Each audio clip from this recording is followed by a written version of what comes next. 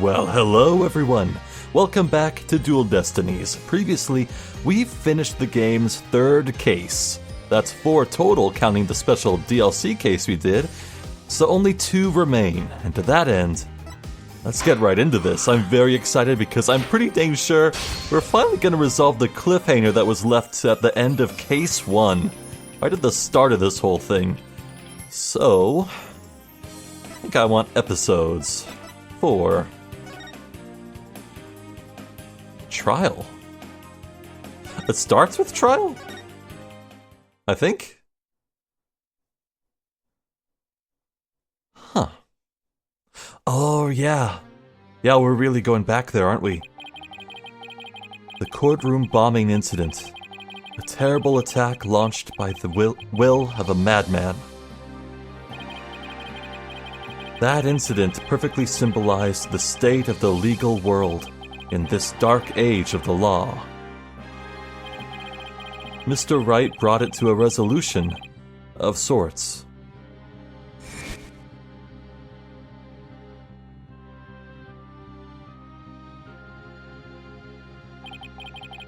Ted Tonate was discovered to be the one responsible for the bombing. Yeah, I forgot his name. If only it were that simple. Somehow I can't help but think.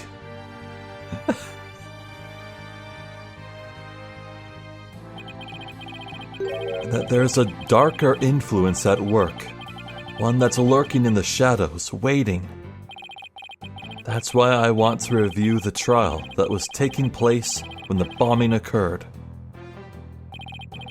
After all, I've got more than a few personal stakes in it. Episode 4, The Cosmic Turnabout. Cosmic? Uh-huh. Oh man, they weren't kidding.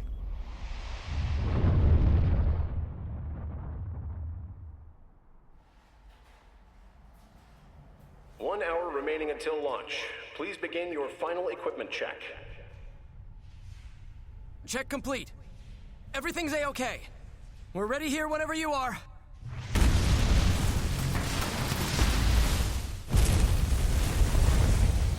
Come in at 2. Come in. Do you copy?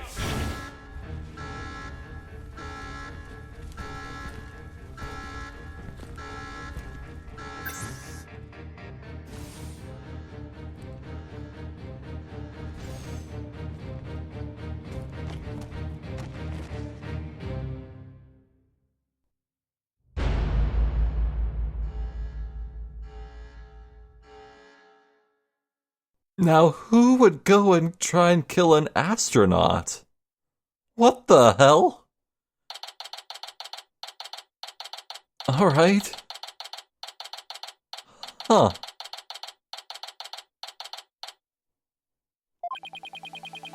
Time for another trial to begin. But this one is different.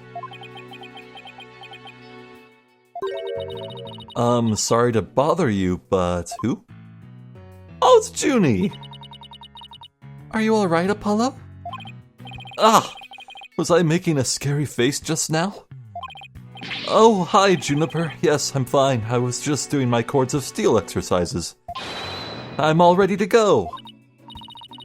Yes, knowing you, I'm sure you will be just fine. Oh, I brought you a present from my garden. Is this a lotus root? That's right. My grandma says lotus root is good for your eyes. She even says that if you look through the holes, it can help you see into the future. It's for good luck. Maybe later you can cook it and... Thanks for this. We're gonna have some right now. Oh, my. Kinda tough, though. You can't eat it raw. But thank you for the enthusiastic try. Oops. She didn't think me weird before, she will now. I've gotta calm down.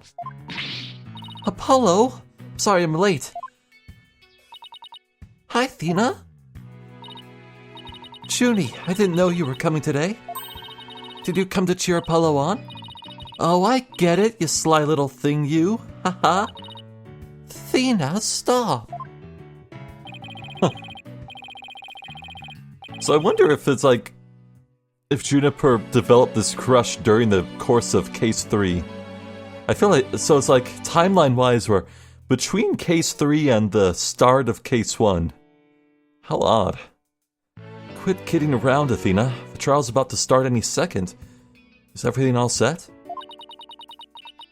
Oh, Apollo, Apollo. When will you ever figure it out? Figure out what?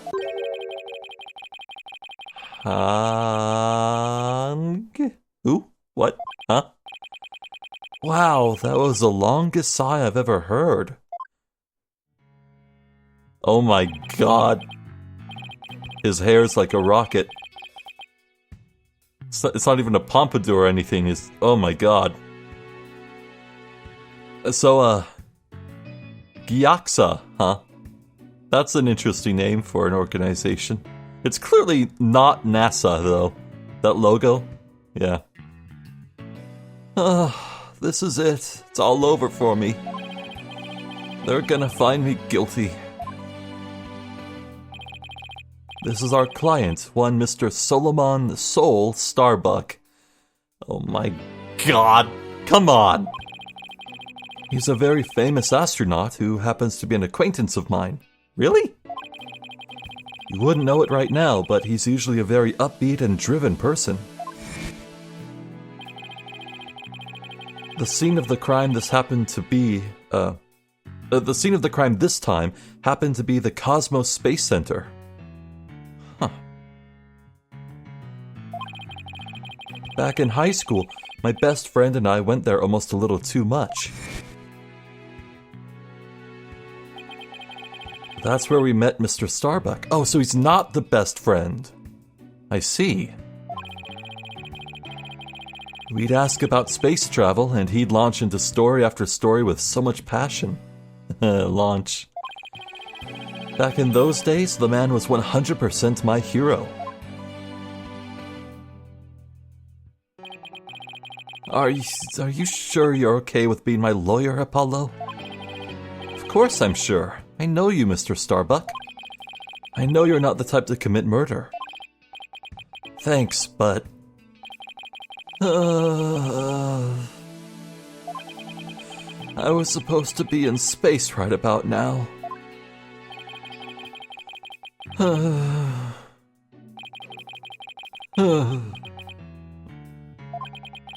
He's so depressed it almost seems like an act.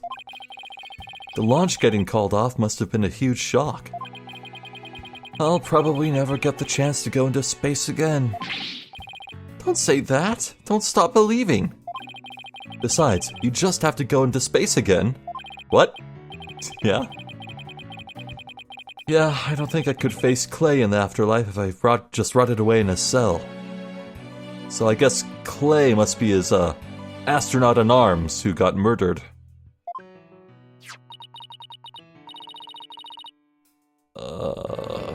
Clay Terran. Oh, brother.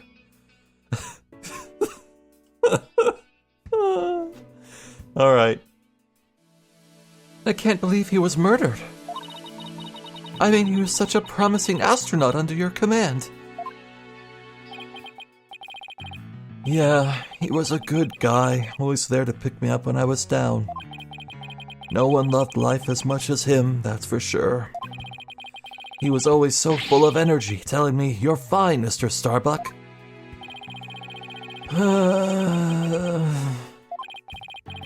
How could something like this happen to a guy like him, huh? I've never seen Mr. Starbuck so down.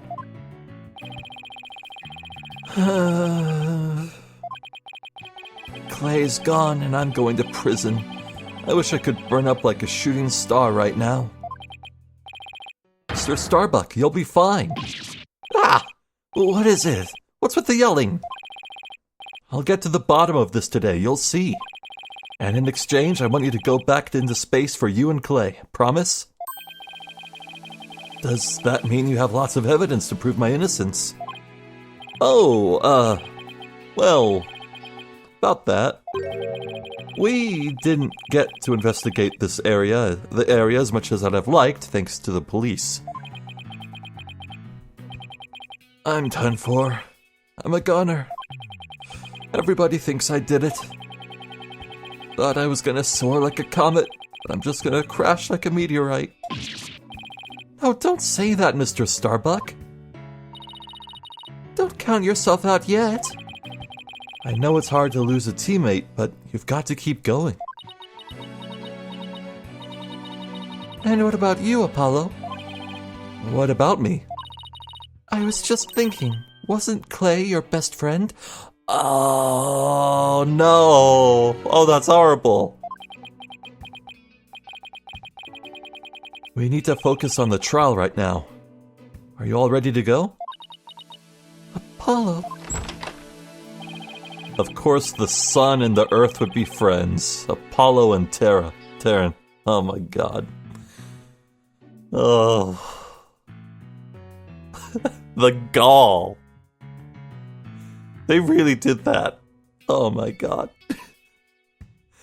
The trial is about to begin. If the defense would please proceed into the courtroom. Okay, here we go. This is it. This is one trial I can't afford to lose.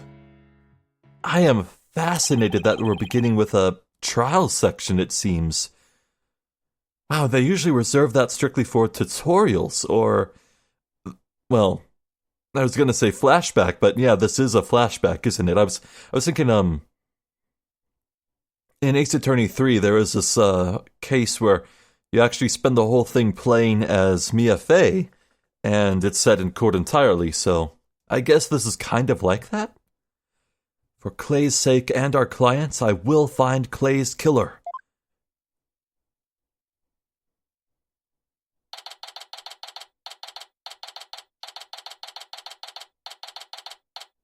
"9:55 a.m. Not 10 sharp? 5 minutes before? Day 1. Court is now in session. All rise.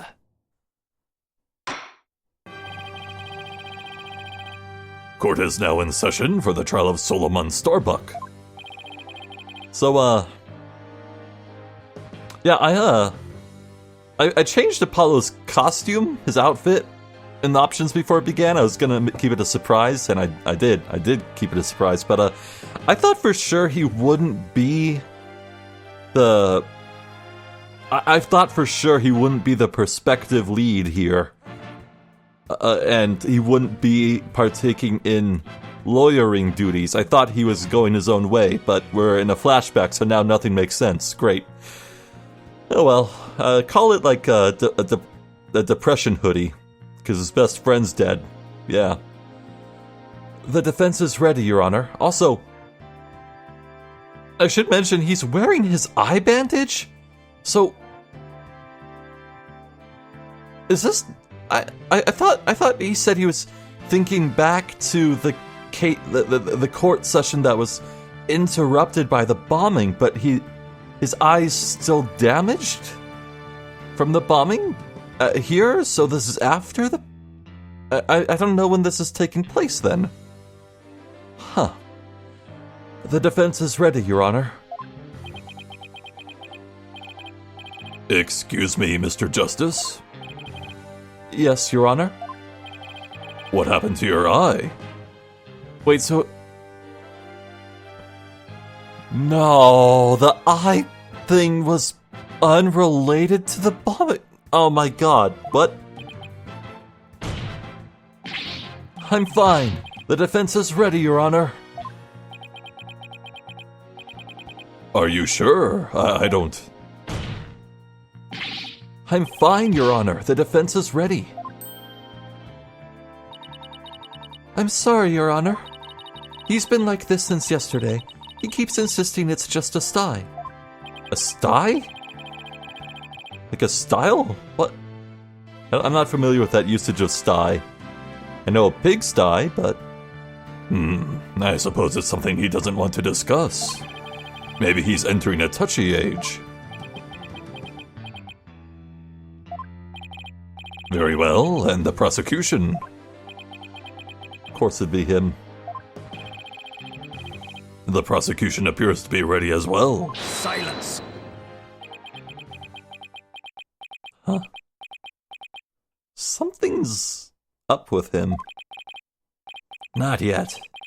I'm not quite ready yet. What? Really? What? Whoa.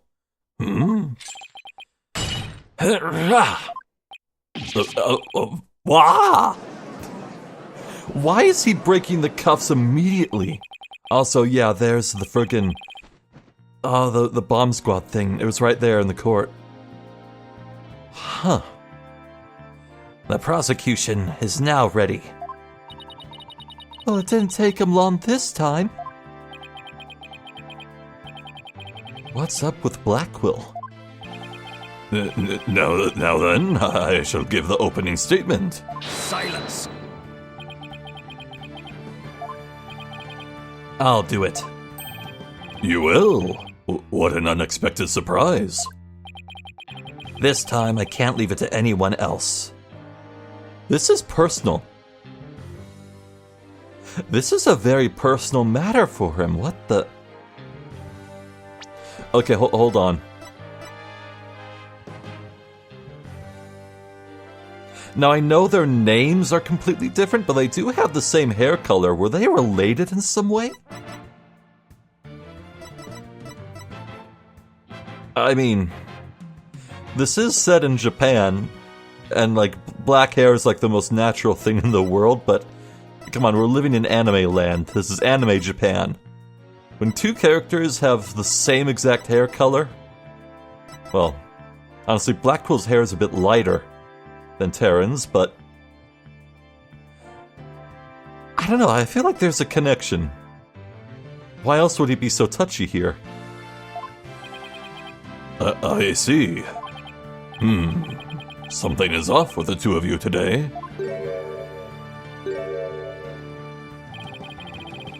You both seem different somehow.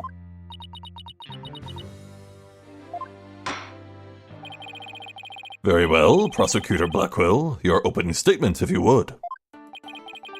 It was just yesterday. The crimes in question occurred at the Cosmos Space Center.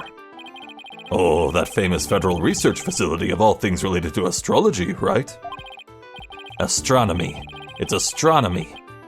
Anyway, a rocket was set to launch from there. But at 9:28 a.m., before they could even move the rocket to the launch site,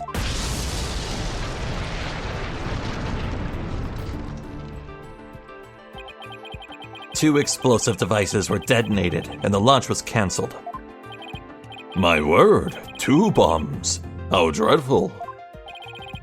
The defendant in today's trial is charged with both the bombing and the murder. One Mr. Solomon Starbuck. For whatever inane reason, he detonated a bomb on the rocket he himself would be in.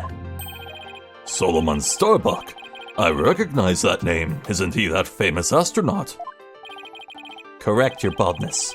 Mr. Starbuck was the pilot of the Hat-1 rocket 7 years ago. As you may recall, despite some interstellar trouble, his mission was a success. Some say it was a miracle he returned alive. I suppose you could say he's a living legend. Oh, I remember now. He's become something of an international celebrity, all right? Huh. Hat trick. Mankind's hope for the future. I've got to make it back alive. Was he stranded or something? The Hat-1 miracle. Come on a captivating space odyssey that will take your breath away. All these hat puns. Alright. Well, it's just one, really. They even turned that incident into a movie and everything. We've got a real space pioneer in court today. But even heroes tumble from their lofty heights. We're turning to the subject at hand. Oh, yes. The victim was one Mr. Clay Terran, a subordinate of the defendant. Indeed. The loyal disciple brutally stabbed to death by his mentor. Stabbed to death, you say? You mean his death wasn't the result of the bombing? Correct. Despite his lofty dreams, the victim was seen as an interloper by the defendant. And so, he was sent not into space, but to the universe which we mortals cannot see. Clay. I think I've heard enough. The case seems pretty clear-cut at this point. However, there is one thing I'm curious about. That metal box next to the witness stand. What purpose does it serve exactly? Since you ask so nicely, it's your coffin. Wow! Have mercy on me!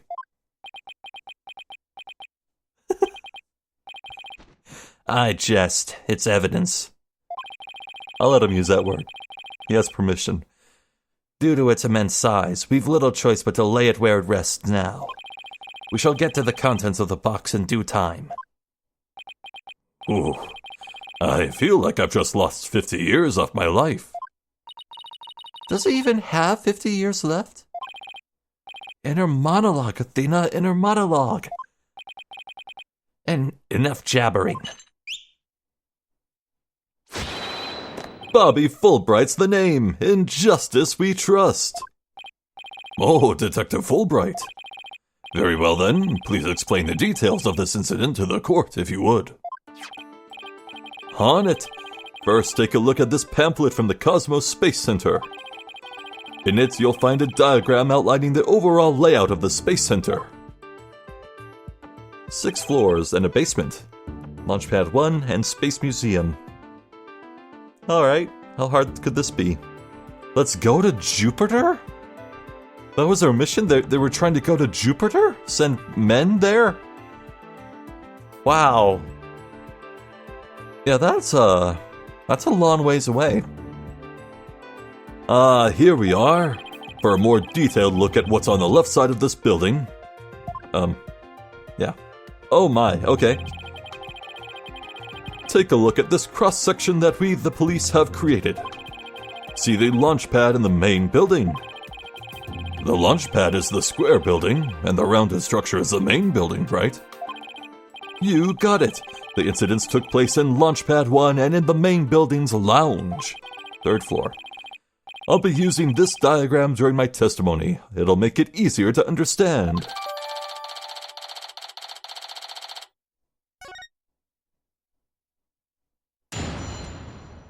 Alright.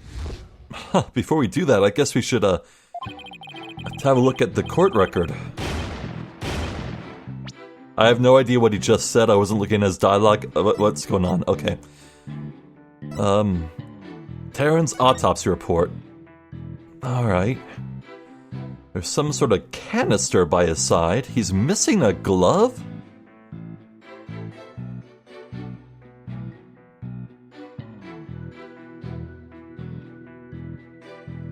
Yeah, look at that.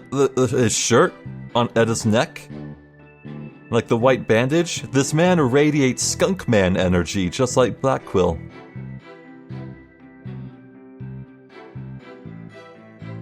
What a peculiar knife, however. It looks... I don't know what to make of that knife. It's oddly shaped and designed. Where did it come from? Is it standard kit for these astronauts, or was it acquired off-site? Huh. As for the details, cause of death, stabbing. The victim was discovered in the 3rd floor boarding lounge in the main building. Yeah. Okay, looks like there's an elevator symbol on the 1st floor. I'm not sure what that is. Is it like a white T on a black background? What is that? Is that an elevator? Do I take that to mean that the elevator was stationed at the 1st floor at the time of this? Or there was also a shelter in the basement. Interesting. Corridor, middle level, upper level, ladder, lower level. And there's also an elevator connecting the middle and upper level, as well as a ladder. Oh, this is gonna get weird. This case is gonna get weird and convoluted. Oh my god, okay.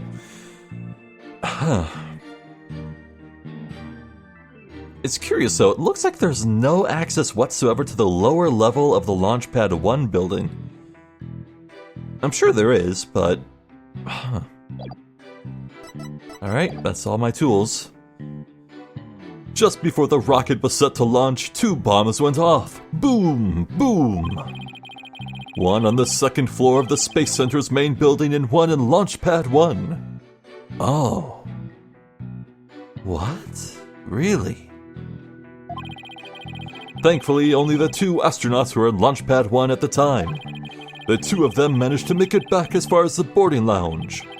But after the escape, one of the 2 was found stabbed to death. Huh. A murder on top of a bombing. Detective, the victim was already dead by the time you arrived at the lounge, correct? Yep. Thinking he'd sabotage the bombing, the defendant killed him right there in the rocket. Just look at this tragic photo. Oh my, is that a knife in the victim's chest? Yes, Your Honor, it's the knife that cruelly ended this young man's dreams. Oh, I see it now. That's, the logo of GAXA. Huh. It almost looks like a retractable knife. I feel like, yeah, you see those little indents on the sides near the top? I feel like if you put pressure on both of those with your fingers, it would retract. Or extend. That's gotta be relevant. Maybe. I'll keep that in mind. We couldn't get any prints off of it, though, because the defendant was in his spacesuit.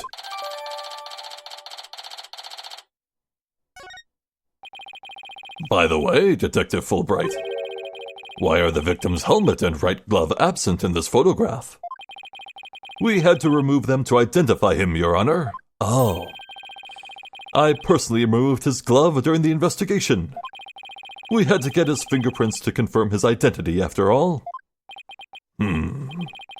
Yes, it would be very difficult to identify him without a face or fingerprints.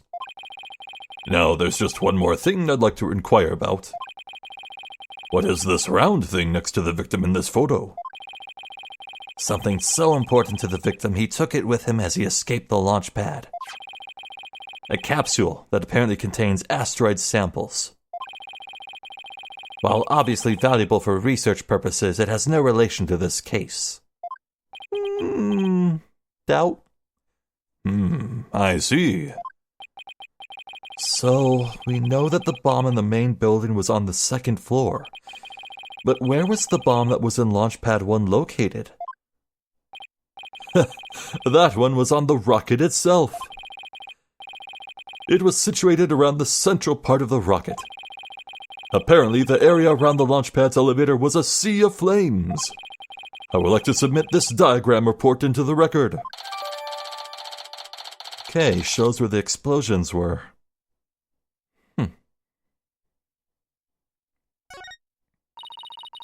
The trial's just started and we're already in a bind. You get used to it. Besides, that's what cross-examination is for, right? What the 2 astronauts were doing during the bombing, that'll be the key.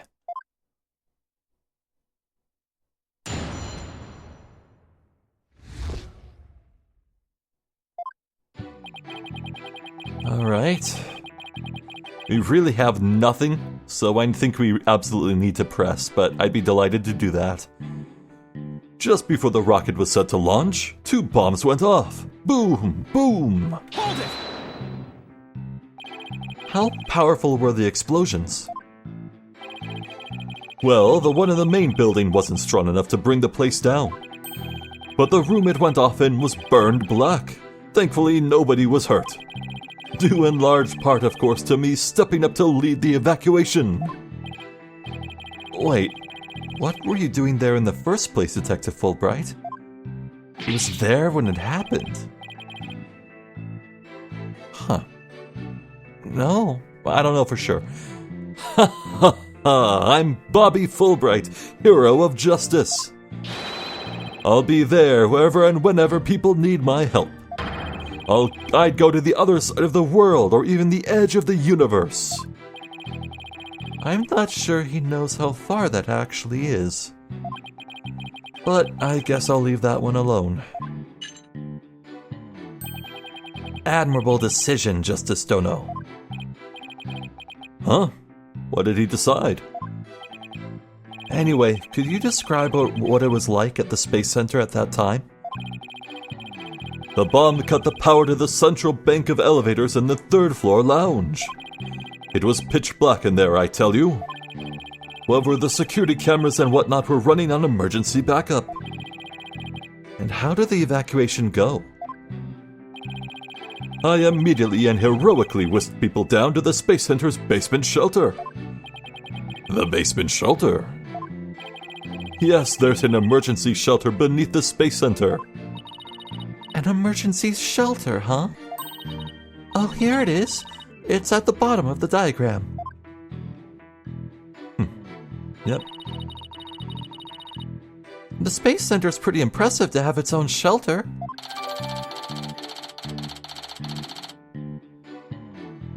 Police officers and riot police who had been standing by gave the evacuation instructions. Why were riot police and other forms of police there at... what? Why? That's not normal, is it? No, that can't be normal. Why were the... Huh. The power outage and evacuation seem unrelated to the murder at this point. I guess I'll leave that aside for now. So, there were 2 explosions in total, correct? Yep, that's right. One on the second floor of the Space Center's main building and one in Launchpad 1. Hold it! Let me get this straight. Mr. Starbuck rigged a rocket he was going to board with explosives? Huh? What are you talking about? If the defendant really did plant the bomb on his own rocket, he'd get caught in the explosion as well. Oh, I hadn't thought of that. Okay, maybe it's time to retire, Gramps. Fine, a simpleton for a simpleton. Fool bright, the motive. Understood. The defendant actually had astrophobia. Huh? Maybe developed after this emergency that happened? That they made a movie out of? Astrophobia? What's that? A fear of space, naturally. Just the thought of space can cause the afflicted to freeze up.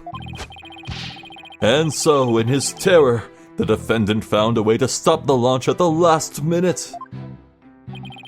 That's absurd. Unfortunately for you, we have evidence. Take a look at these. Pills? No, not pills. What are they? These anti-anxiety tablets were found among the defendant's possessions. Apparently, he was taking them in secret to quell his fears.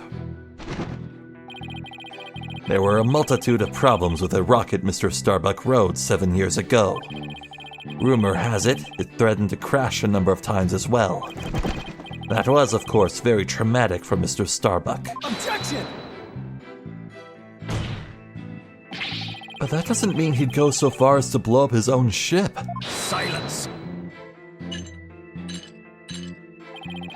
The defendant couldn't bear to mar his good name, now could he? No, not after the media had branded him Soul Starbuck, space pioneer extraordinaire. Given these conditions, a defendant could hardly run away like some base mutt. What, so that's why you think he resorted to the bombing? Naturally, he constructed this act of sabotage in an attempt to blow up the Space Center, which would effectively abort the launch, but spare his reputation.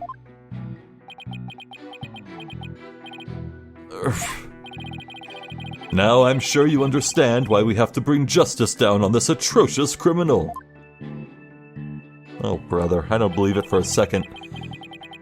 Thankfully, only the 2 astronauts were in Launchpad 1 at the time. Hold it! Are you sure it was only the 2 of them? It was just before the spaceship was set to launch, so of course it was only those 2. Well, there could have been somebody else inside that rocket. Silence! The notion of a third party in Launchpad 1 is utterly absurd. Just to enter the area from the lounge, one must pass through a door guarded by a fingerprint recognition device. And allow me to state up front that there are precious few with the clearance to do so. A fingerprint recognition device? It sounds as futuristic and complex as a space center. Yeah. Yeah.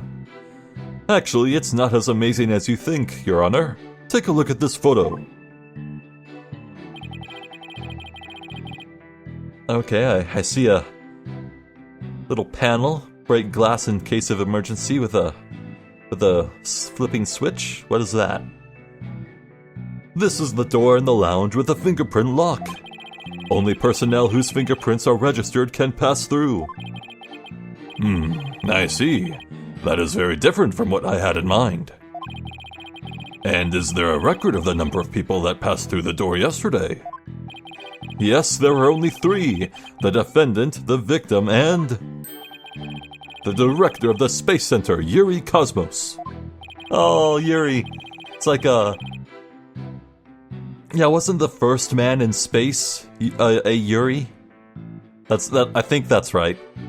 That's cute. Then, doesn't that mean it's possible that the director is the one who did it? Not a chance. He was in the main building when the bombs exploded at 9:28, doing his job directing the launch. Besides having an alibi, he has no motive for committing these senseless acts. He has a point. I guess the director can't be considered a suspect then.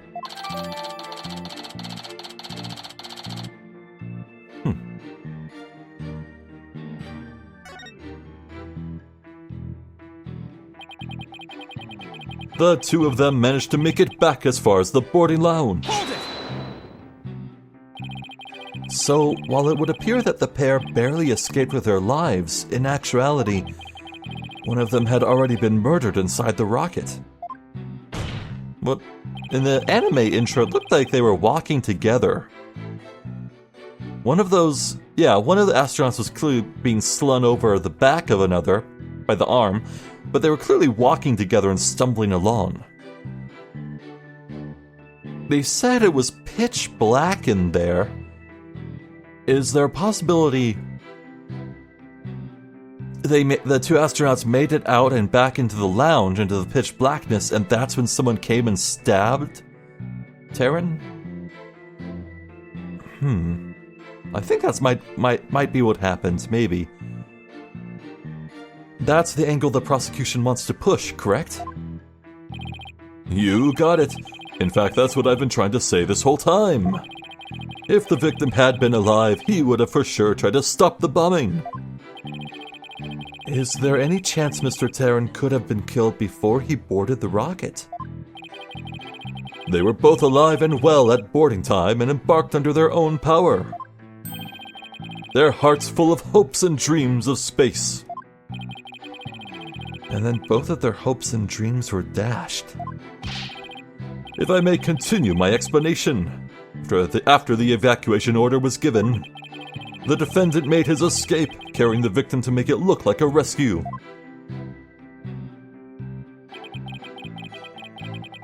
But after the escape, one of the 2 was found stabbed to death. Hold it!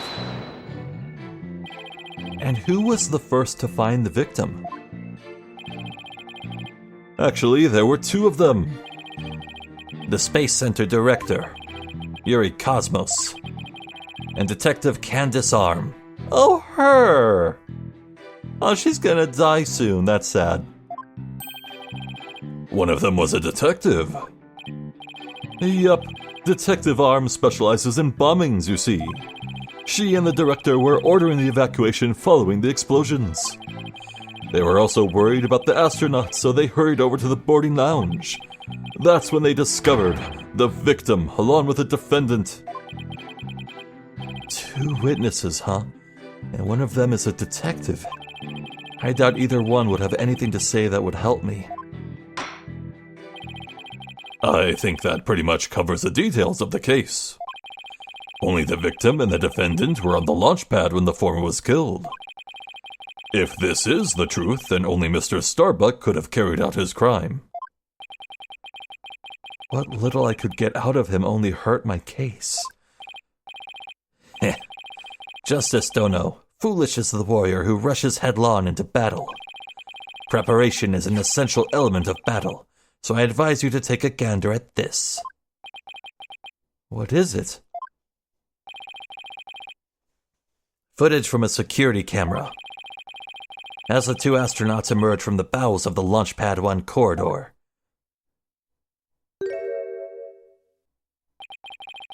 $50.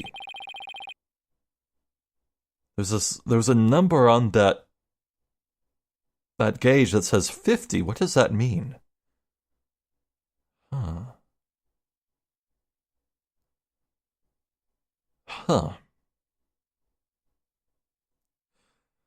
Well, I mean, you gotta admit that clearly shows one of them is still alive, right? Huh. Wait a second. Look there on the left. That break-in case of emergency glass is still there, but the dial inside, it's now horizontal. It was vertical before. Ooh. Wait, I can't see. Yeah, okay, you can see it in the tiny little image there. That's vertical. Now it's horizontal. Ooh, I got it. But what does it mean? I don't know what it means. No. Oh, well. The boarding lounge security camera captured their desperate escape. Now I would direct your attention to what the defendant is shouldering, which you can see is none other than the lifeless body of the victim. What?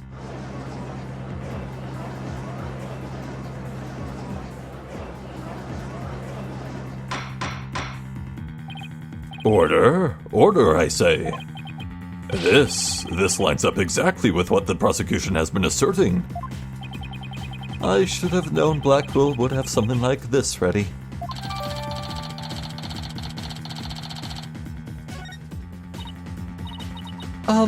Apollo? How exactly did they determine that Clay was already gone in that footage? Ah, I see what you mean. Whether Clay was still alive at that point is pretty crucial. Your Honor, please take another look at the footage. Isn't it possible that Mr. Terran was still alive here and that Mr. Starbuck was helping him? Why, I believe you're right. One man carrying the other to safety. What a beautiful expression of friendship. Silence! Perhaps that's what it looks like to a one-eyed hothead and a dotard. Ow. But it only makes sense if it's the victim's dead body. What do you mean? Fulbright, explain it to Justice Dono. You got it. Ready, kid? If the murder had occurred in the lounge, someone could have spotted it. Anyone can enter the lounge, after all. But doing it while they were alone in the spaceship, that's a horse of a different color. Objection! But you can't deny that there's a possibility the murder could have happened in the lounge. All that video shows is a man helping his fellow astronaut out. Silence! Your assertion is based on emotion. It's based in your belief that Mr. Starbuck would surely help his own disciple.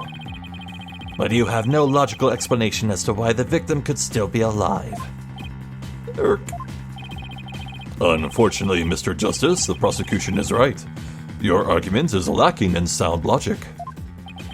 But it sounded perfectly logical to me. Well, Mr. Justice, if you have no further objections, I believe it's time to bring this cross-examination to a close. Objections? Well, Hold it!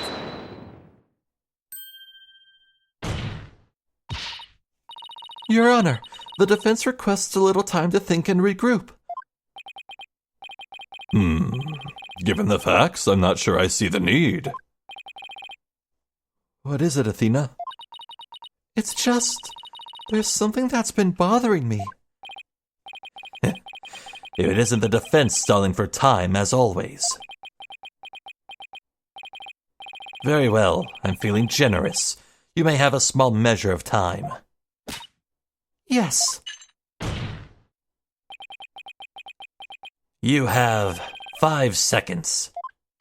5 seconds? After that, I declare this cross-examination to be closed and a verdict to be rendered. Your baldness, raise your gavel high. It's time for a countdown. Oh. Ready? We don't have time. Spit it out, Athena. Only 3 more seconds. Look, I don't think the prosecution's explanation is very complete. Meaning there's something missing, like they conveniently left it unexplained. Something they didn't explain. Ah, you're right. I think I know what you're talking about. That was clearly counted in Namek seconds. Your 5 seconds are up, Mr. Justice. Is there anything about the prosecution's argument that you'd like to rebut? Yes, Your Honor. Actually, there is. There is something the prosecution has yet to make clear to this court. Well, if you put it that way. What is it that the prosecution has failed to explain? You know what? That's a good point. Why the body was moved. Okay, so the motive for murder, they went over it. It's the astrophobia. Even if it is a flimsy excuse for a motive, that's what the prosecution's going with. They have explained that, in fact. But why the body was moved? There'd be no reason to, given what has been discussed thus far.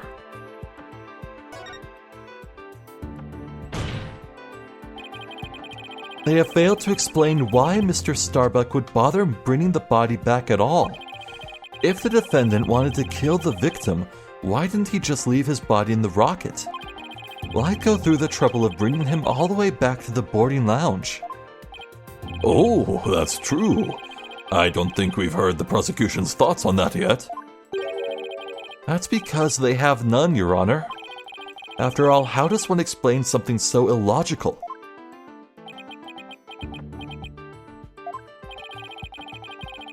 The prosecution is claiming that the defendant moved the victim's dead body. But what if the entire premise of that argument is wrong? Then let's hear your theory, Mr. Justice. The defense proposes that the defendant didn't kill the victim. He was helping him. Back! Fulbright, explain it for our sad friend here before I nod off to his monotone monologue. Inform him exactly why Spaceboy moved the victim.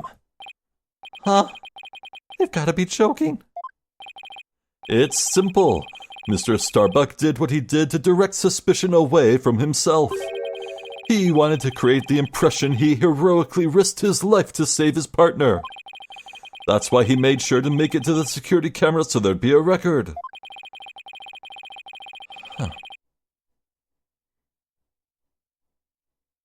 You know, taking this from the top, do we even have reason to believe that they are who we think they are? For all we know, it could be Starbuck slumped over and Taryn standing upright and supporting him.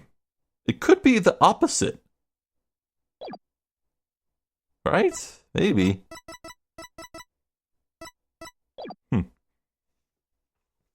At the very least, he appears to have achieved success with you and the old man. One man carrying the other to safety. What a beautiful expression of friendship. The average person wearing a spacesuit weighs easily over 200 pounds. Saving the life of a partner who weighs as much while trying to escape deadly flames. With a dramatic sob story fit for the silver screen. Indeed, I was completely taken in by the humanity of the story. You see, yet the true ending is that all traces of his hammy act were meant to be blown up. Yes, and now we arrive at the thrilling conclusion. The third explosion. Objection! Third? What? What? What are you talking about? There was no third explosion. Silence! Indeed, you are correct. What? But that is thanks to Detective Arm. It was she who identified and secured the bomb. Oh. However, it doesn't change the fact that the third bomb was discovered in the lounge. The steel coffin beside the witness stand, that would be a bomb transport case. We used that to transport the deactivated bomb here. It was found in the lounge. A bomb in the form of a most distasteful toy. Yep, that's familiar. What? One on the second floor of the main building, one on the launch pad, and one in the lounge. The defendant planned to set off 3 firework displays. Fortunately, the third was discovered before it could be detonated, for had it not, the victim's body and other vital evidence would surely have been immolated. Objection! Kah! Before you utter a word, know that the evidence supports me. It's like he's reading my mind. As it is still undergoing forensic investigation, I do not have the evidence on hand. However, know that a peculiar item was found in one of Mr. Starbucks' pockets. Specifically, a bomb detonation switch. Uh-oh. You found what? I suspect the defendant had no time to destroy such damning evidence when the Space Center director and Detective Arms stumbled across the murder. So he thought to hide it in his pocket. Feeble brain that he is. No, Mr. Starbuck would never do anything like that.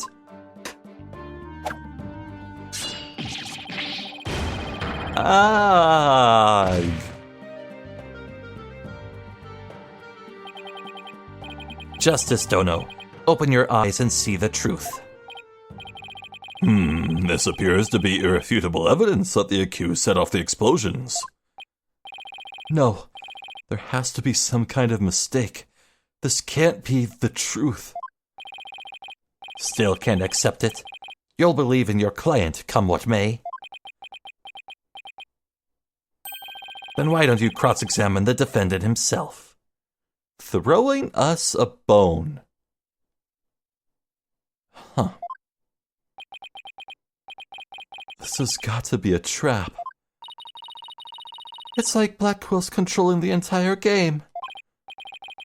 Yeah, it seemed like he was waiting for me to bring up the body-moving issue. Why do you say that?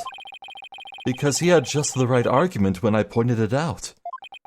And to really rub it in, he had a decisive piece of evidence up his sleeve, too. He was trying to shake my faith in Mr. Starbuck and break me down. Then, making you cross-examine Mr. Starbuck at this point was part of his plan, too? Totally underhanded, but I wouldn't expect anything less from him. Now, let us hear from the arch-villain, the fiendish murderer himself. Famed astronaut Solomon Starbuck.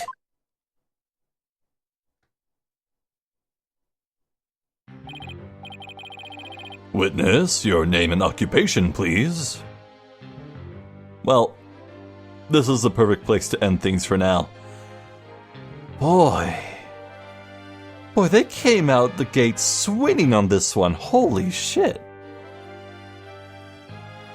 Fascinating. This is fascinating. This Clay Terran fella, Apollo's best friend. And going by Black Quill's difficult to read manner, it feels like something about this whole thing is personal for him as well.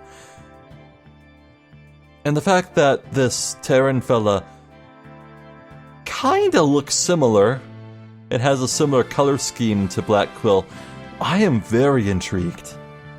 I am very intrigued. And the fact that this is all starting out with a trial session, I mean, I'm assuming here that this is all going to end with the bomb going off and everything being everything being postponed in favor of the bombing case. So maybe there's going to be a bit of a time skip here. We're here in this initial bit here. Maybe the investigation will pick back up afterwards, after weeks have passed, and the courts get back to this matter, because clearly that bomb's gonna go off soon. Ted Tonate will see to that. Oh, man. Oh, this is really cool. And I quite like how they're both leaning into both the Greek mythology thing with the previous case and the astrological side of things in terms of suns and planets and everything. It's very clever. This game is very clever. I am a fan of Dual Destinies. This is a great Ace Attorney entry.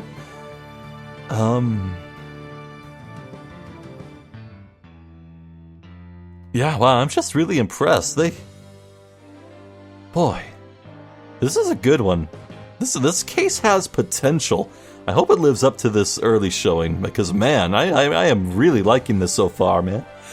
Alright, well, nothing else to say, really. Wait. Yeah, I might, yeah, next video you might expect Apollo to be back in his court clothes. His fancy dress suit, I mean. It would make more sense, I think, so. I'm Zephyr the Jester. This has been more Dual Destinies. Thank you for watching. Hopefully I'll catch you next time, so until then, please take care.